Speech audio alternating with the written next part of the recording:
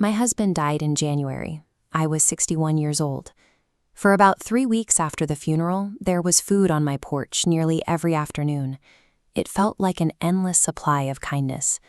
My kitchen filled up with dishes that belonged to other women, all of them carefully labeled on masking tape on the bottom so I would know whose was whose when I returned them. People came by constantly. The phone rang throughout the day. I was never without a visitor or a voice on the line. I remember standing in my own hallway, looking at the crowd of people and the stacked dishes, and thinking, at least I will never be alone. Look at all these people. In that moment, surrounded by so much activity, it felt as though this community was a permanent safety net, that the support I was receiving then would simply be the way my life worked from now on. The casserole stopped in March. It wasn't a complaint. People have their own lives and their own troubles, and 3 weeks of cooking for a widow is a lot to manage. But in April, the water heater went out. At 9 o'clock at night, I was standing in an inch of water in the hall closet. I sat down on the floor right in the water, pulled out my phone, and opened my contact list. I started with the A's.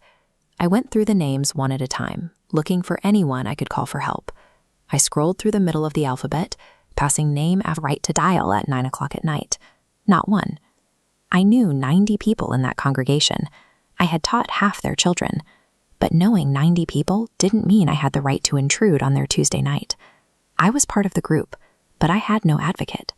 It is a strange thing to be in the middle of a loving community and still be, in every way that matters, at 9 o'clock on a Tuesday night, completely by yourself.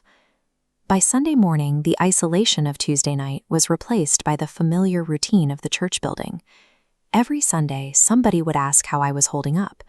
I'd say I was doing all right. They'd say, good, good, put a hand on my arm, and move on.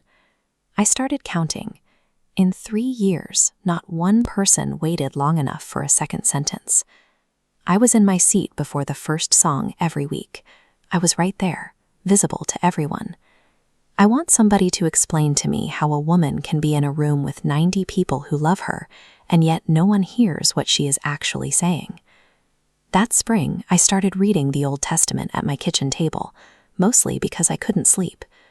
On this ancient Hebrew scroll, I found something I'd never seen. God talks about women like me.